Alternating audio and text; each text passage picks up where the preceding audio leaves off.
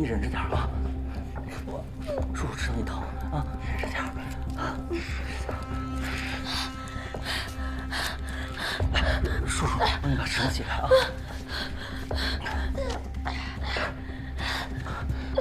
疼不疼啊？这贩子不得好死，不得好死！那个孩子为什么之后又去了你家？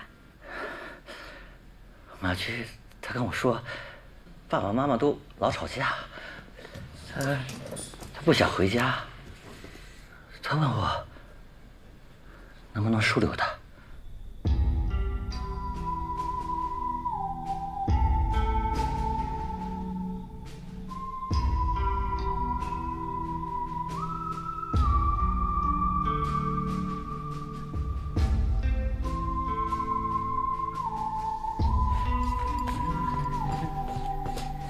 来，多吃点啊！谢谢彭爸爸。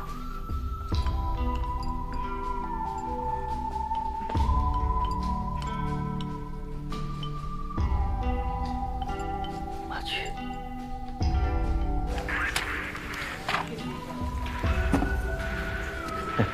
吃吧，来。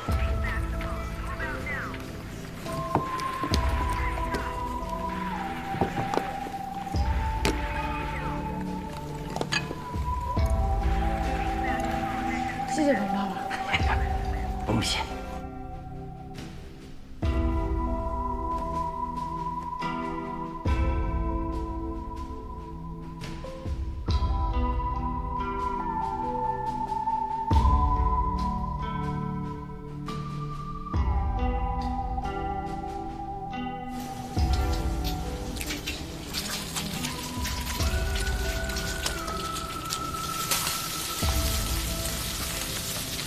彭爸爸，哎，我今天回学校上课了。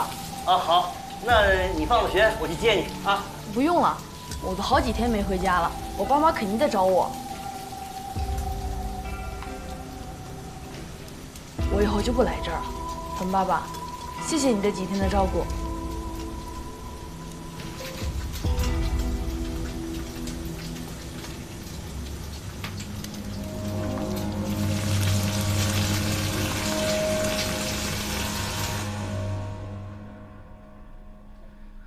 爸爸在这儿呢，这就是你的家。以后啊，你要好好学习，认真做功课。学校呢，就不用去了。这就是你的家。爸爸在家教你。马驹太小了，不懂事儿，不懂得我这个当爸爸的心思。我最担心的就是，怕他突然有一天再跑了，那我怎么办？那我怎么办？所以我要多养几匹马驹，这样我才心安。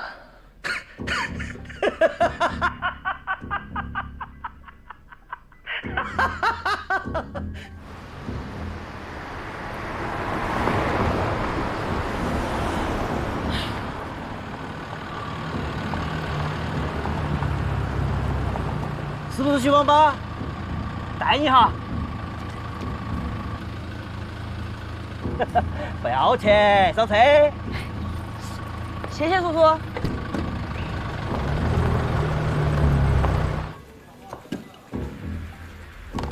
吃吧。今天晚上要不要住下来啊？啊？我在这儿开了个木马宾馆，就在楼上。我没得钱的嘛。要啥子钱嘛？免费。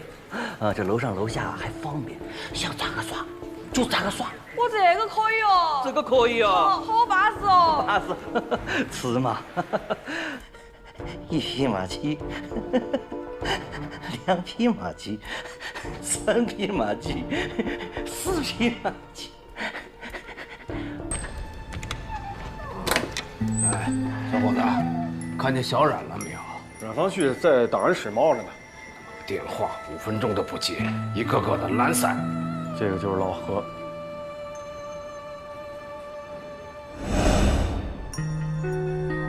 师傅，啊！你别跟我浪费时间啊，下车。下不下？这个地方暗室邪得很喽。你别拉着我，我倒是要问问，我是怎么挂在墙上的啊？哎呀，轻点，轻点。小冉，小冉，小冉！哎呀，叫你快点！毛毛躁躁，哎呀！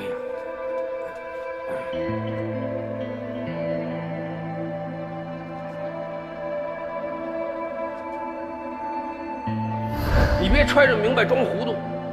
何叔，该放下就放下吧。老汉儿，你别总活在过去了。我两个人联手，那就是天下无敌。师傅，您就放下吧，犯不着为了一个案子搭上一辈子。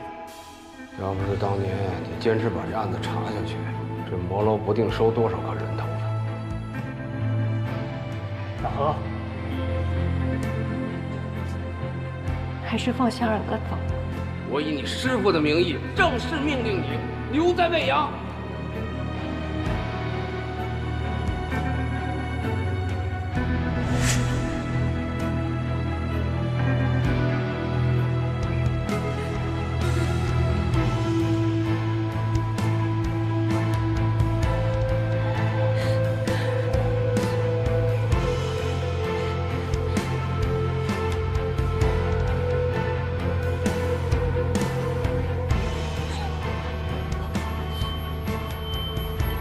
师傅，您带我来这儿，除了找孩子，还有没有别的心思？你为什么就非要往这圆笼里凑呢？看也看不住，拴也拴不住，拦也拦不住。师傅，别再去圆笼里了。圆笼里的案子你不许再碰了，圆笼里你也不许再去了，三番五次拉我来圆笼里，到底想干什么？一次都不许。您就是想把我留在魏阳，拖回18年前那桩案子。然后呢？然后就留在魏阳，甭回刑警队。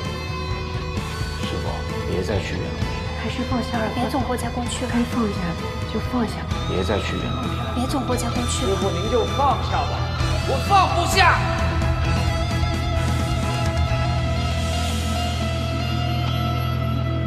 师傅，走了，您保重。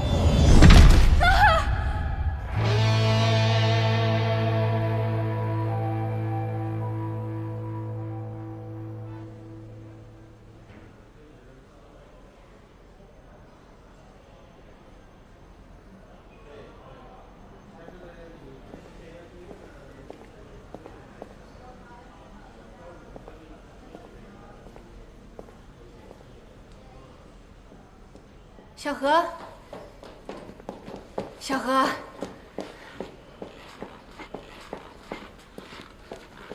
何叔这次的发病周期怎么这么久啊？这还闹到住院了。他这次在圆笼里碰到了真案子。真案子？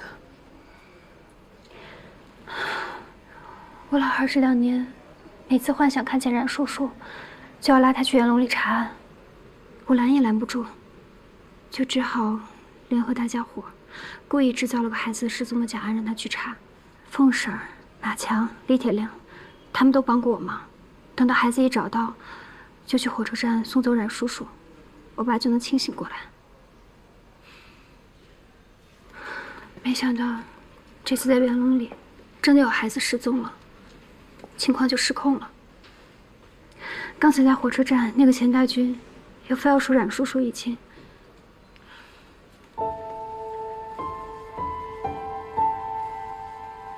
这个钱大军呀，你说嘴欠不欠？白白浪费大家的时间。病人醒了，你们可以进去了。老汉儿，你好点了吗？何叔，我是小乔啊，您哪儿不舒服吗？何老啊，我是赵杰啊，警队的同事们过来看您了。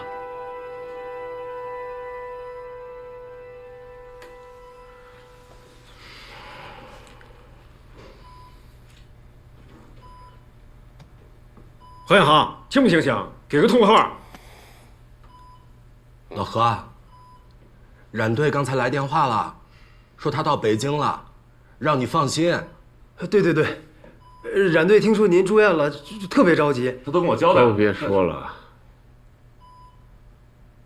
我想起来了，小冉过世了。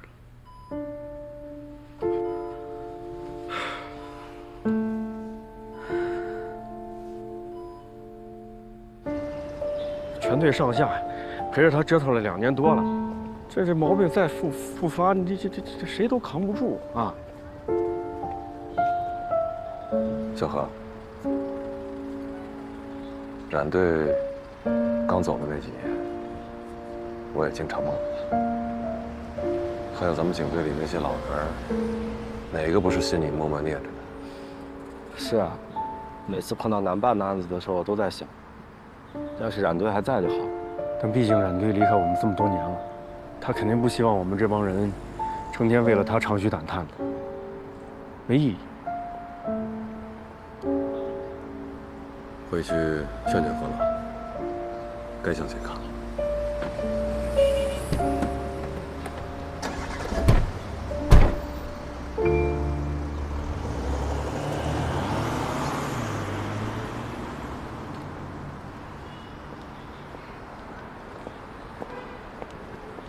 小何，我认识一个很好的心理医生，你抽空带何叔去看看。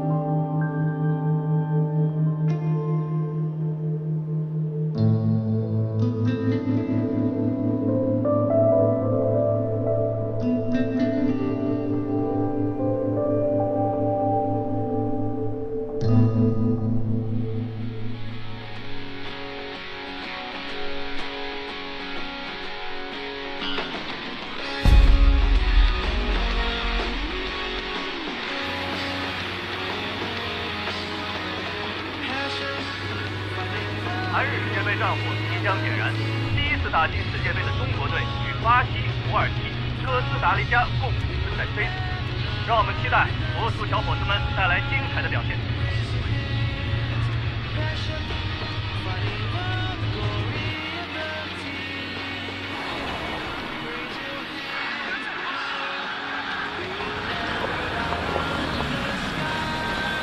对。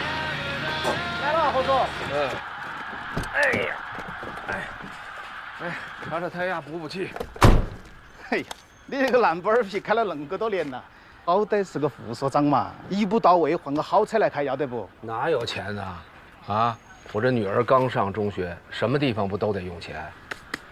我说，你跟嫂子两个还哪壶不开提哪壶啊！快点，我还得接孩子。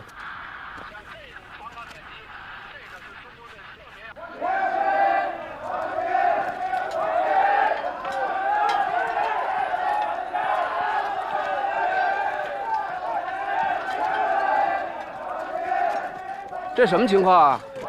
好心的，也不是啥子新鲜事情了。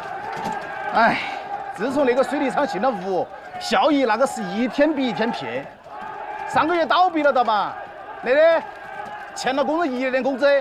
那吴山龙呢？多了噻，哪里女人多，他多拿点儿。那个好了。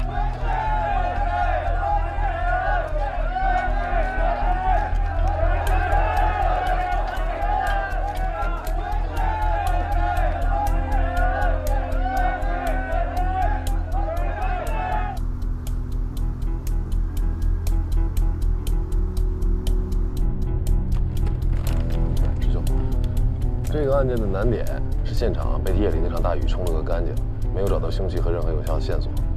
阳关分局的刘局联系到冯队，点名让你过来帮忙。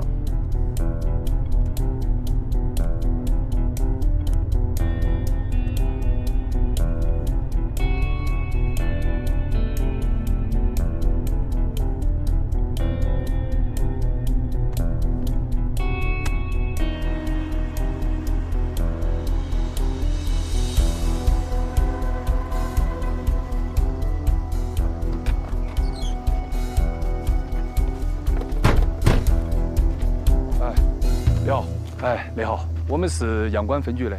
你好，南山分局冉方旭。你好，冉队，辛苦呀。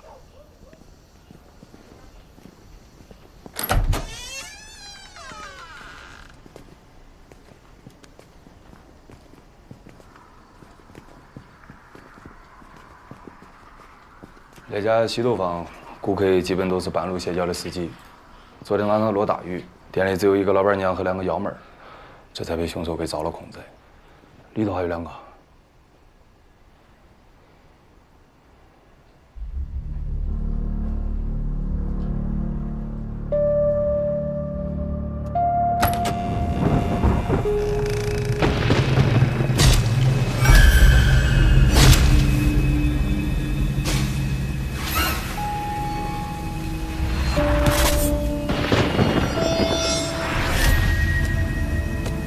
案发时间是凌晨3点。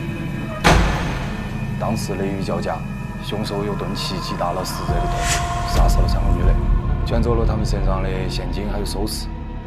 作案凶器暂时还没有找到。哦，对了，凶手离开现场之前，打开了所有的水龙头，藏起了所有的窗户，内外灌水，现场被冲刷得一干二净。现在基本上找不到任何可以用的证据。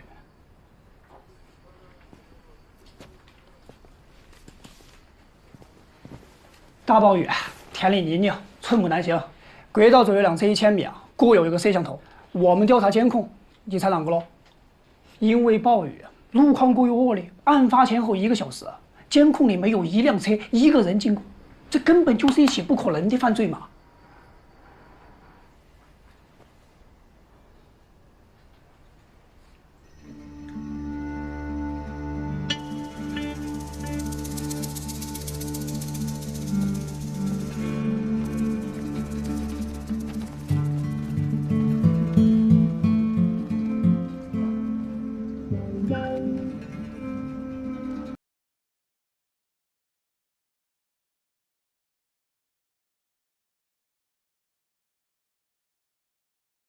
婶儿，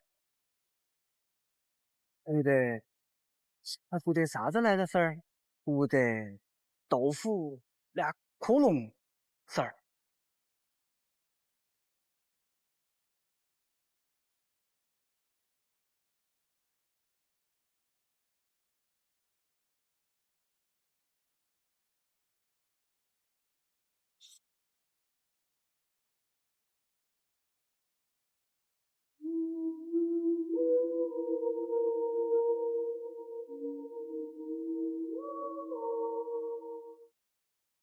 哎，那点不能停车哈，那点不能停车，错噻，不能停车哈。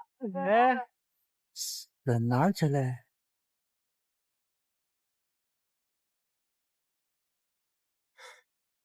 哎，那是哪个屋头的亲戚吗？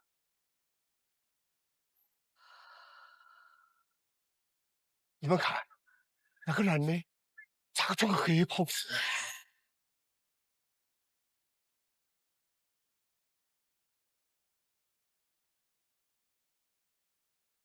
哎，装着娃娃也不服呀！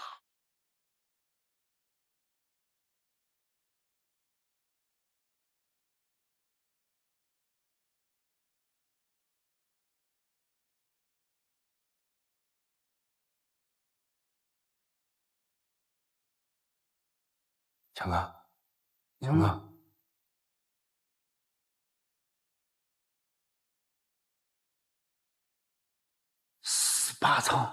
18层不是早就没得人住的吗？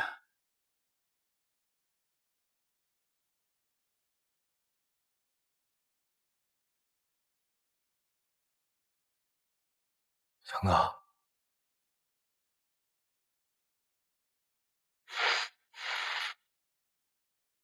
你看见他背上看啥子？没得啥子。波及省城开会，听紧点哦，莫出事。好。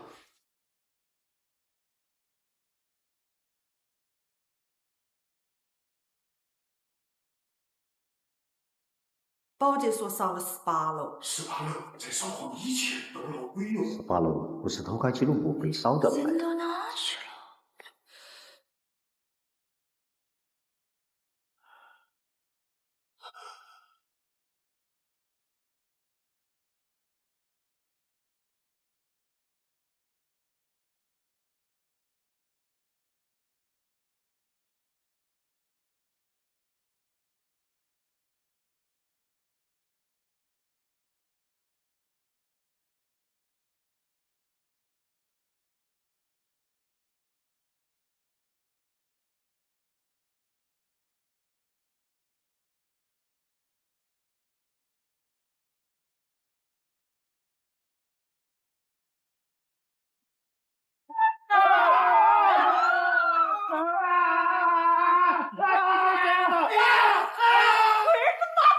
哎呀，奇怪了，两头的小贩们都是说是的，那两个人究竟去哪儿了？莫乱摸，下楼去找。啥事了，老王？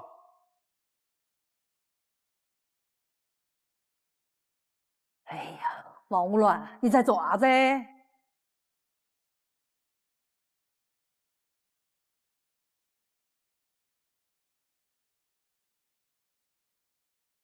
啷个那点儿还有2个脚印嘞？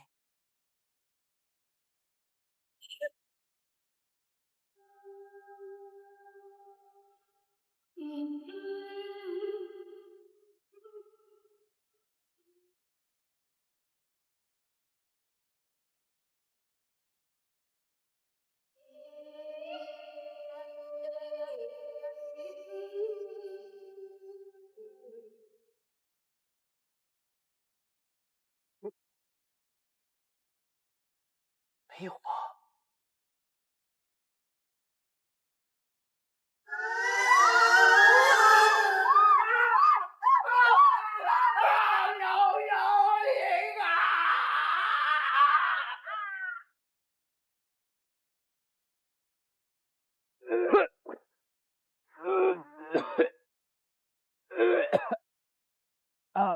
还没上班就先吐为敬啊！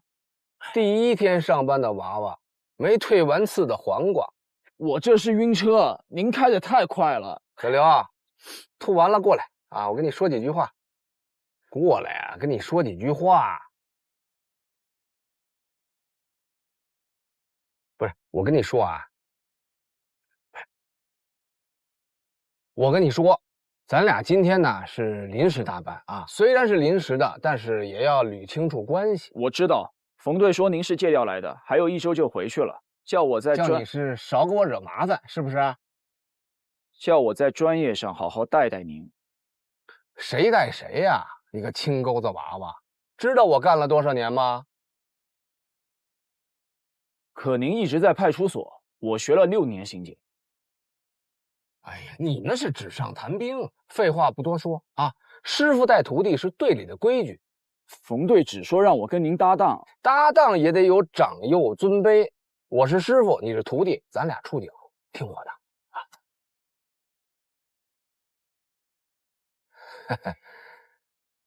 那您说今天怎么查？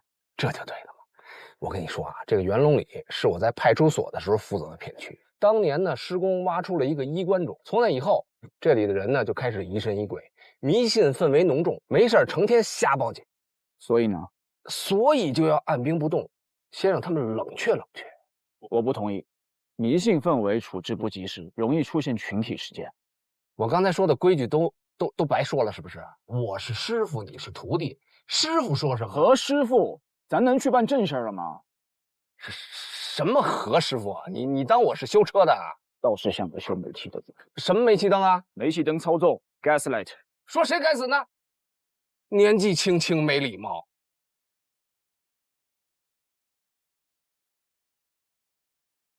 就在刚刚，元龙里出了个大事，晓得啥大事？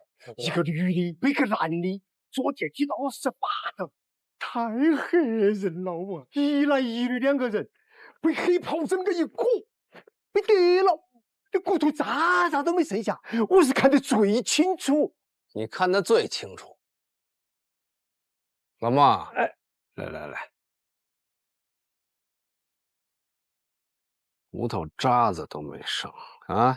行，我说，这个衣服是我家的。你不是说他裹走2条人命吗？那就是证物，我得没收，回去化验。还有谁看得最清楚？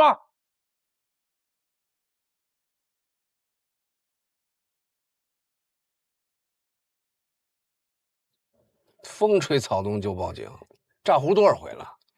你们2个啊，一个居委会，一个保安队，不平息迷信谣言。还助长犯罪，报假警是违法的，知道吗？晓得。无受害人、无加害人、无家属报警，立案依据不充分。再说了，这派出所都来人了，来吧，把字签上了。再有1个礼拜，我这借调就结束了，能明白我意思吗？啊，关键节点啊，鸡毛蒜皮的事儿别去刑警队找我，为了俺子走不脱。钱了，我钱到哪儿？这个小同志是小刘啊，哎，这是我徒弟，刚毕业，刚来上班，人生地不熟的，以后你们多关照。您好，我姓冉，冉冉升起的冉。还有，我不是他。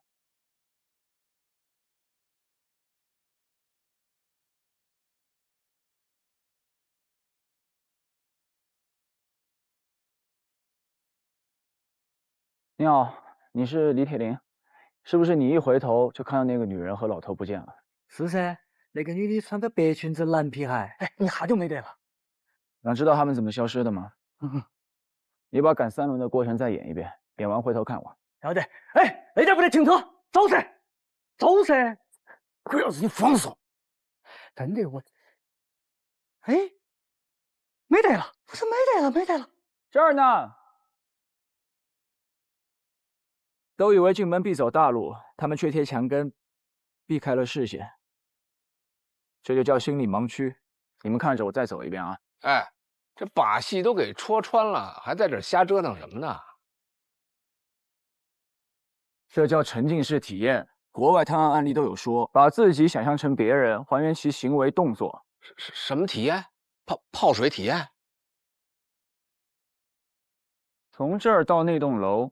走大路更近吧？他们为什么会舍近求远呢？哎，你跟我来。哎，不是，我们去哪儿啊？收队了，人家没找刑警。冯队接电话让我们来看看情况，我们楼都没上，也太没责任心了吧？什么叫没责任心呀？报假警才叫没责任心呢，而且还浪费警力。两位警官，是我们小题大做了，你们请回嘛，我去跟区所说一下。等等，区所？哪个区所？区大海？对啊，我都是报了个110，区所就来了。他在楼里呢。嗯，我去看看。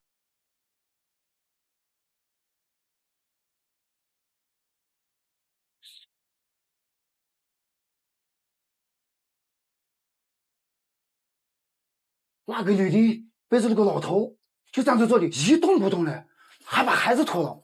除了拖鞋还干什么？还干了这个。哎，啊，有法子，有法子，有法子。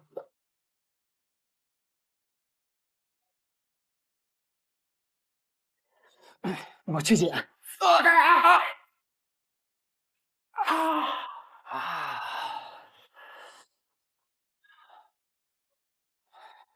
毛毛躁躁，快点！哎！去说，小心救印。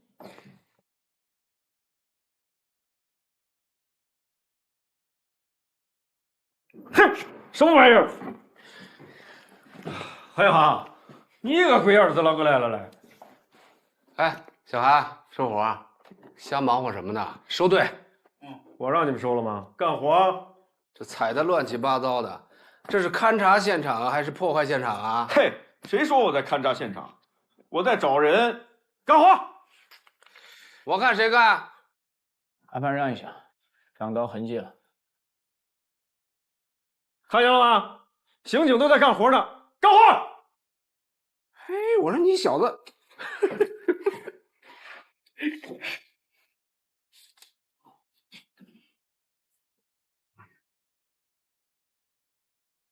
哎，这小子挺有意思，叫什么？我徒弟冉方旭，公安大的高材生。公安大？嗯。你徒弟？不是我徒弟，我能给带这儿来吗？羡慕吧？想不想去刑警队？要不我替你跟冯队说说去，公安大这徒弟也归你，安不安逸？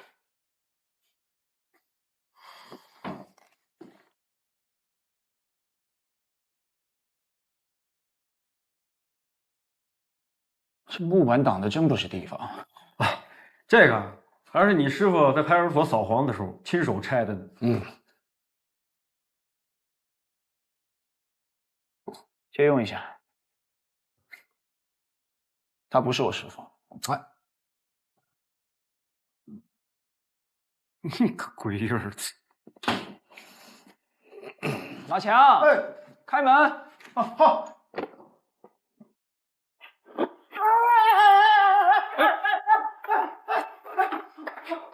不好意思，透了个气。这干什么？这是？这都不懂，这叫泡水体验，对吧？这叫沉浸式体验。这门框上有个钉子，门沿的灰也被蹭掉了。目前判断，黑风衣是被人有意挂上去的。悬挂的距离刚好开门时能够罩住一个成年人。恶作剧啊！但有个疑点，脚印到这儿就消失了，并没有来回的脚印。那边都让曲大海他们踩成鸡汤了，还怎么查脚印？尘灰有厚度，新脚印、旧脚印也是有空隙的。还是方旭同志有责任心，查得清，问得勤。哎，不像某些人啊，脑壳装豆花，一板一花。你才是脑壳装豆花。那去，哎，底盘这么不稳，怎么当刑警啊？37码的脚步，背个老头能从小区外走这么远，这个女人体力还不错。哎，这也就是你们公安大基础课程吧？基础课不教生活常识。你小子！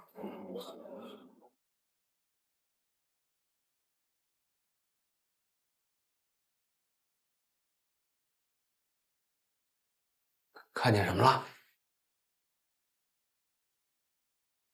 哎，4个烟头，从新鲜程度来看，吸烟的时间在2个小时之内。从燃烧痕迹看，吸烟的人情绪急躁，有的抽了几口就扔下去了。知道是什么牌子的烟吗？多少钱一包？翻盖华宇西，老板标配，20块一包。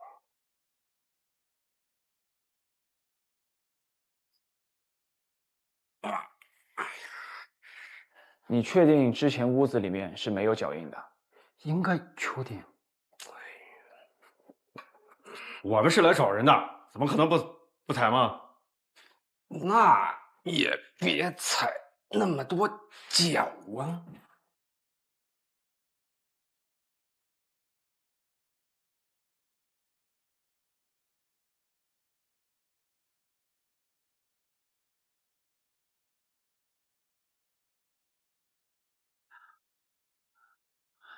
何总，局长，别着急，慢慢说。啊，所有的房间我都检查过了，没有人。监控录像我也看了，也没回电梯啊。这2个大活人，那不可能凭空就消失了，他得有个去处啊。楼梯的2边门外也都是锁着呀，还能去哪儿？听起来像个广义密室，3条通道，楼道门上锁，电梯又在监控之下。对嘛？要是不诡异，我就不给冯队打电话了。哎，我看你们刑警队趁早立案吧。啊，立什么案？立个屁案！我告诉你们怎么回事吧。门关着呢，外边锁着呢，开不开？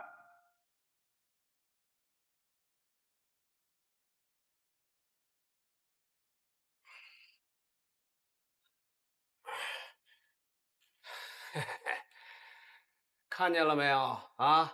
这2个人就是这么出去的，这门就没锁，还立案，那就是个恶作剧，知道吧？何警官，不是的，这个楼道还有那个窗户，还有那个锁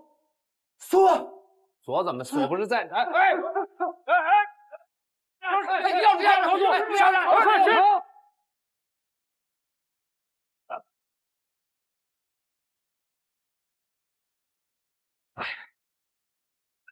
哎，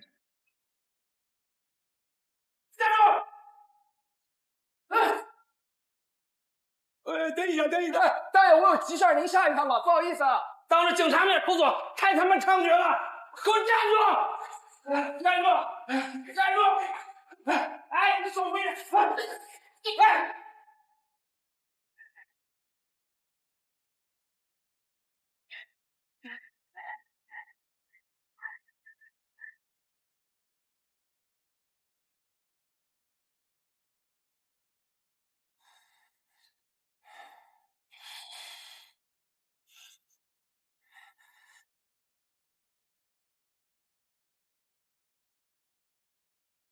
何远航，抓到了何远航，快来帮忙！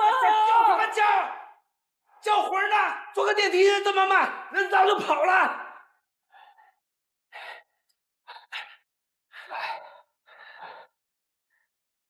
小心点嘛！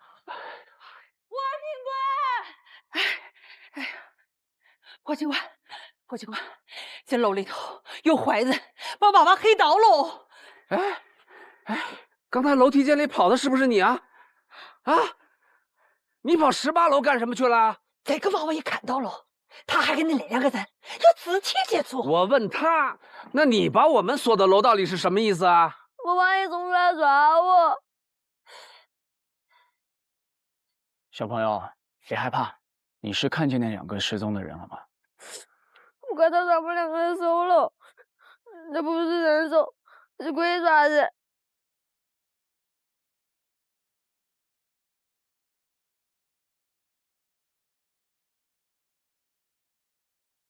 鬼爪子？是不是又是你跟他说的鬼爪子呀？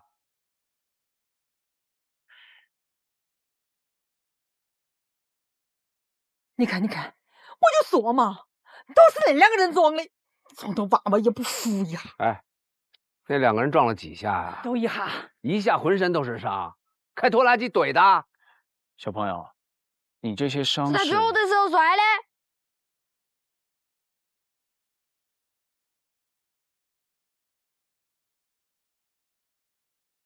何警官，你听我说，锁是我们检查的时候挂上去的。我不管谁挂上去，我就问他是不是没锁上。是没锁上。啊，那没锁上，那2个人是不是从那门就可以走出去啊？好像是哦。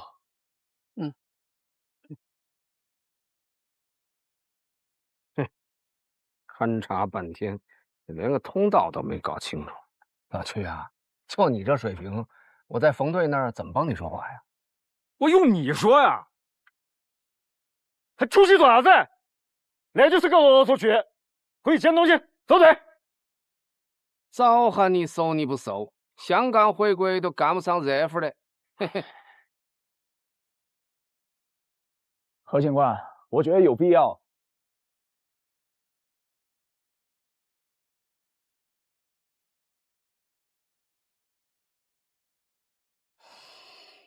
说吧，你觉得有什么必要？马强说西侧走廊根本没有任何脚印，他们还说这衣服裹走2个大活人呢，一天到晚造谣生事，他们这话能信啊？你别急，听我把话说完，你就直说，你到底想怎么着？我就是想把这个案子搞清楚。听好啊，第一，这不是个案子；第二，你要想继续查，我劝你换个搭档，不要耽误你回去当副所长。我知道，一开始就没看错你，全程搞你气的。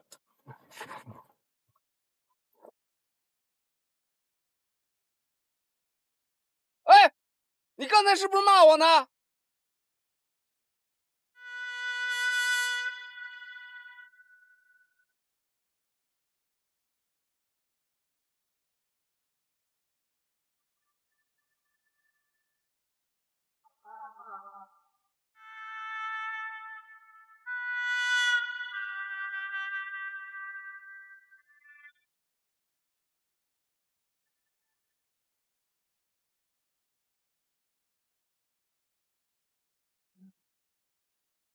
最大限度的激发。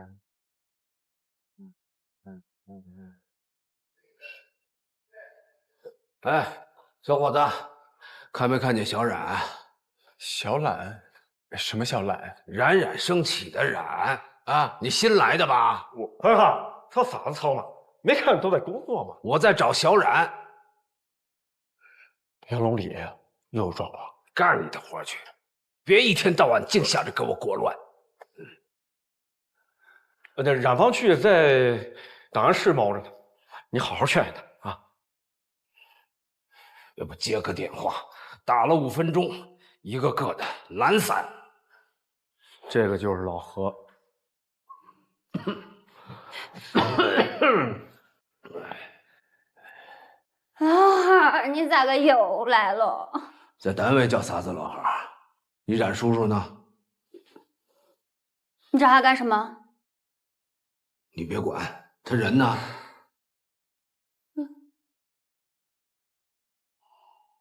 哦，吃了睡，睡了吃，一点精神头都没有。谁天天待在这里不犯迷糊啊？有本事你把我调到外勤去！冉方旭，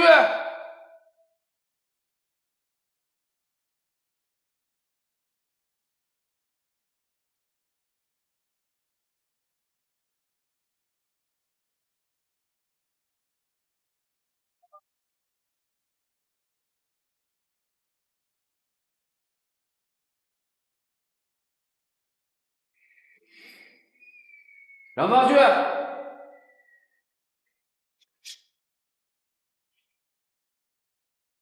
冉方旭，你以为你站在马桶上我就看不见你吗？出来，我们开。师傅，我拉肚子了，上吐下泻，我哪儿也去不了。你是鸵鸟吗？站着拉稀，给我出来！老子给你数3下，数到300我也不出来。你等着。师傅，你要干啥？师傅，师傅，3、2。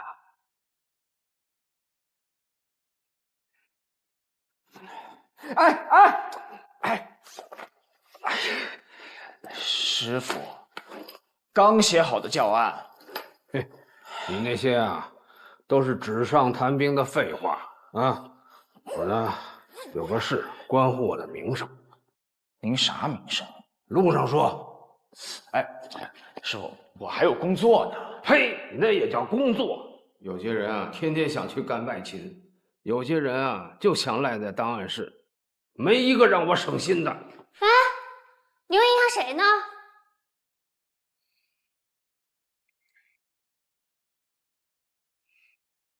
师傅，咱能开慢点吗？慢点儿。想当年咱俩头一次出警的时候，我油门踩快了一点儿，你就吓得屁滚尿流。我那是晕车。再说了，您开快车也不是赶着查案的。放屁！说的我好像多没责任心似的。反正咱俩第一次搭档，我姓啥您都没记住。我怎么就……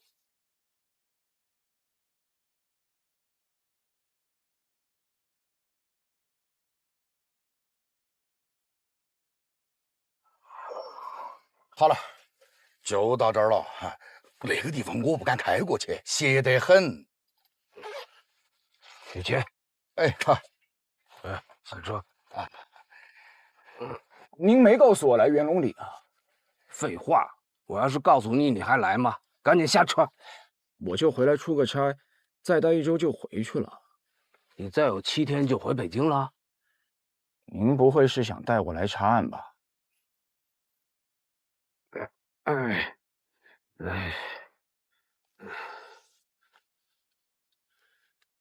这个孩子叫韩子昂，失踪还不到48小时，还没立案。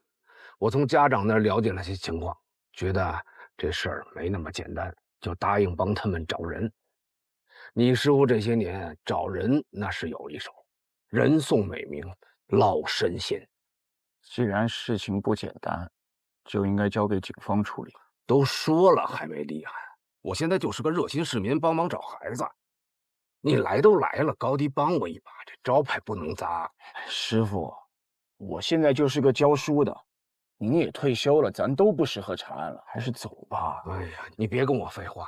那18年前我也想7天以后拍屁股走人，是哪个小王八蛋说我没有责任心的啊？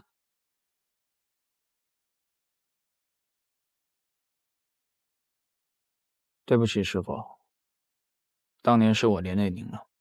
哎，你没有错啊，谁都没错啊。要说错呢，那都怪你当年跟我没搞好关系。哎，我怎么没跟您搞好关系了？我叫师傅叫的那么亲。我呸！你别给我浪费时间啊！下车。慢点儿，慢点儿。你小子口口声声说不来元龙里，怎么进了小区跑得比贼还快啊？还不是您又搞煤气灯？哎，不上网吧？现在不兴叫煤气灯了，叫洗脑。走吧。哎呀，歇下儿嘛，歇不得，这个地方不能久待。这个楼啊叫魔楼，每隔一段时间就带走一个人的。有那个警察都洗不在这个地方了的。是嘛？有个警察还是管这一片的，叫何啥子的。是的时候，那么粗根红衣枪，直接把身体剁穿了的。尸体挂在那个墙上，死得惨得很。哎呀，快点，快点！我看你们俩才挂着死相。大爷，我又没说你，你吼我爪子呢？哎，师傅，哎，你别拉着我，我倒是要问问，我是怎么挂在墙上的啊？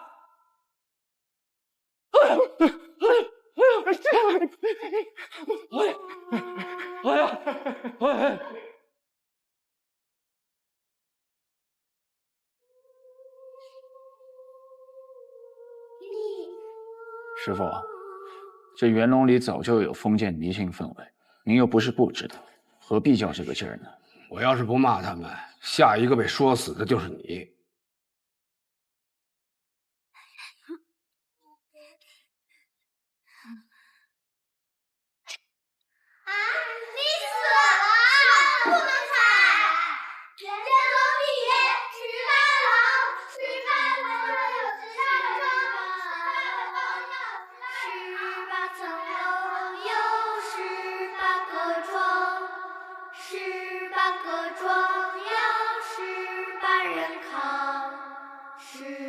这歌谣现在还唱吗？要不是当年你坚持把这案子查下去，这所谓的魔楼不定收多少颗人头呢。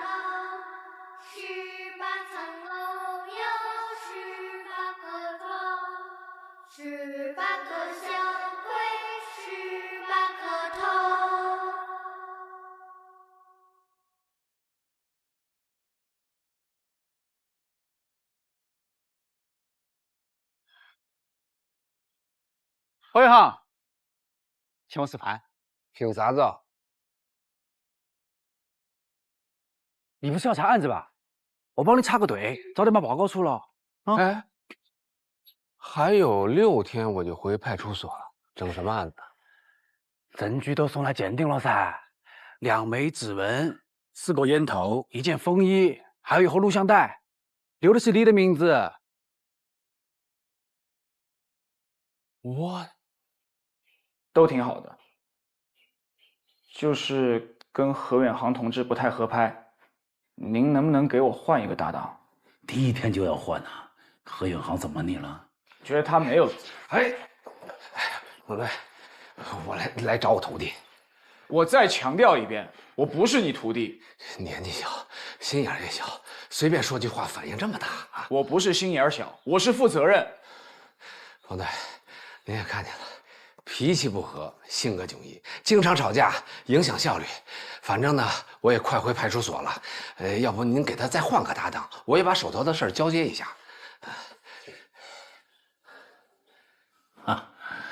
合着你们俩在我面前唱双簧呢是吧？啊，说吧，你们查案需要什么支持啊？哎，冯队，我们这不是演戏啊，我是真心的要跟他分开。冯队啊，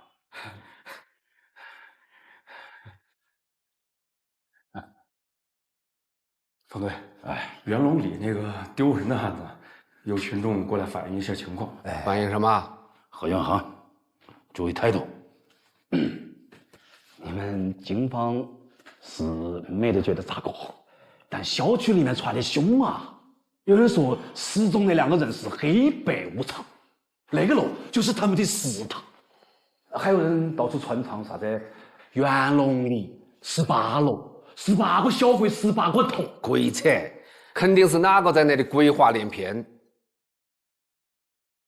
冯队，这元龙里当年动工的时候呢，确实挖出过一口棺材，但那是3国时期的衣冠冢，里面根本没人。像这样的事，让居委会反一反迷信就好了，何必让刑警队出面呢？但问题是，元龙的构成比较复杂，里面住的啥子人都有。昨天有人离奇失踪，现在又传出这样的歌谣，搞得大家是人心惶惶，还请公安查清真相。何远航，昨天那个案子到底咋回事啊？曲大海已经给定性了，就是桩恶作剧。那根本就不是恶作剧。冯队，我昨晚走访了目击者，证实了3件事情：第一，走廊深处根本没发现脚印；第二，那把锁是保安挂上的；第三，楼道门的玻璃是梁老伯打碎的。所以，何警官昨天说的离场路径根本就不存在。那2个人的消失依旧是个谜。说得好，方旭同志说的对，领导说的对，小问题不重视，往往会发展成大问题的。人言可悲噻。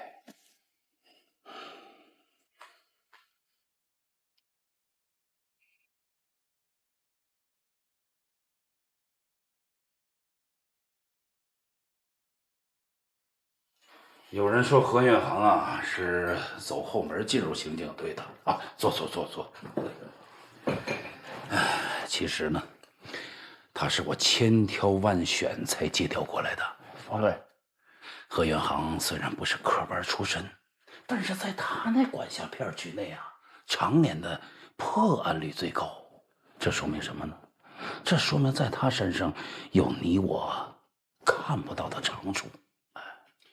他在有些方面啊会帮你不少。当然了，你从专业的角度啊，也可以好好的带带他，明白我意思吗？冯队啊，那袁龙里的案子还是你们2个一起跟。侯总，你先忙，我先走了啊。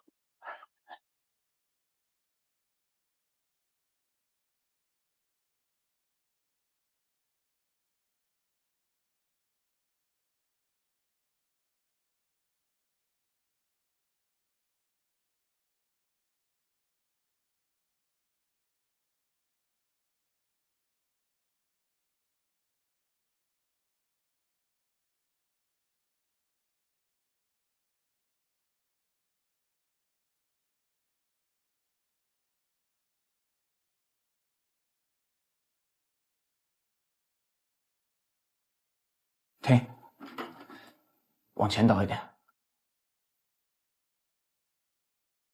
这儿。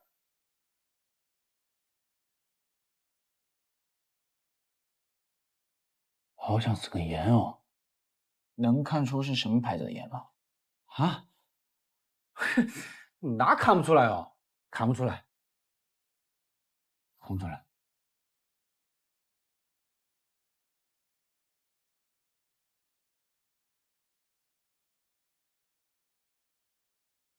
这应该是贴膏药留下的痕迹。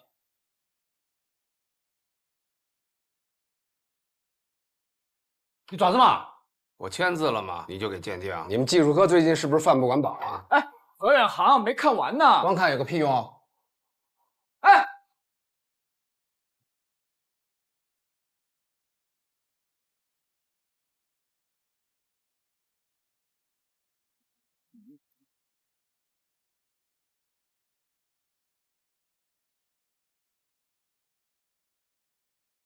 这个号码是你的啊？要不留你的？我没有户籍，你为什么不留刑警队的？还是那……何警官，我觉得我们应该先分析那两个人消失的动机。动机很清楚啊，就是恶作剧。那你解释一下，为什么那个女孩一进电梯就脱鞋？为什么脱了鞋要叼在嘴里面？为什么老人在出电梯前按下了所有按键？就是个恶作剧，明白吗？那他们为什么能从密闭的空间消失？为什么？为什么？为什么？你是10万个为什么吗？我觉得当务之急是去袁龙里查清楚消失路径。这就是脱裤子放屁！你找着人了，什么路径就都出来了。哎，听指挥，找着这俩人，你的为什么，他们自然会回答你啊。我凭什么听你指挥？行啊。哎。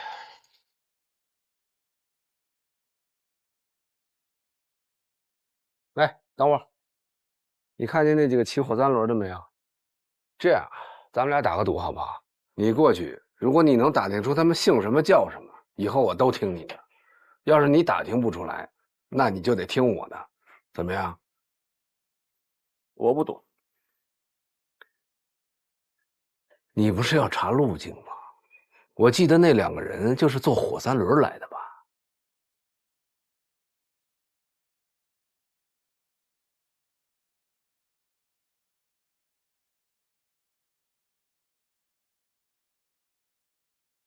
老板去哪里？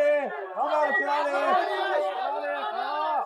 各位司机师傅，你们好，我是南山分局刑警队的，想跟你们了解一下。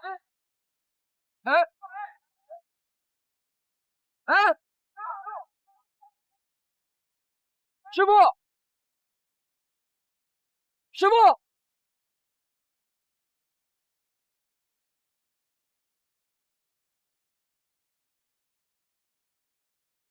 明白为什么不留警局的电话了吗？穿得跟钦差下乡似的，皮鞋西裤方便抓人吗？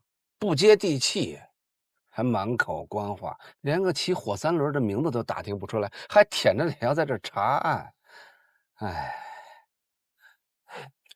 何警官，我大学期间研究中外各种典型失踪案，尤其是失踪人员的行为心理，我判断袁龙里这一起绝不是恶作剧那么简单。哦。那魏阳市渭南街道的失踪案查过吗？没有。知道为什么没有吗？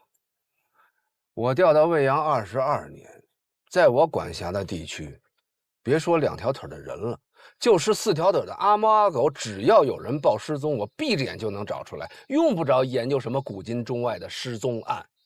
但是你贴寻人启事等电话的办法未免太被动了吧？你的主动是给别人添麻烦。我给谁添麻烦了？你把证物送到技术科，为什么要留我的名字？我昨天刚来报道，人家还不认我的签名。下车，自己坐车回警局，把有我名字那些送检单都给我撤回来。你送我去趟袁龙里，我再查一遍现场。我欠你的啊！下车。单位的车我凭什么下去啊？单位的车，这是我私人的车，油钱都是我自己掏的，这些也是我自己花钱印的。你以为只有你有职业精神？我也有。下车！何警官，据我分析，失踪那2个人的离奇行为更像是受到了某种胁迫，才不得不那么做。而且好多命案都是从离奇失踪开始。哪来的命案？在我管辖的片区就没出现过命案，你一来就给我弄出一起命案来。墨菲定理听过吗？你越怕什么，就会越来什么。狗屁定理，狗屁命案。刚才打赌你是不是输了？输了就得听我的。我现在命令你回警局，把有我名字那些送检单都给我撤回来。何远航，你就不配当刑警。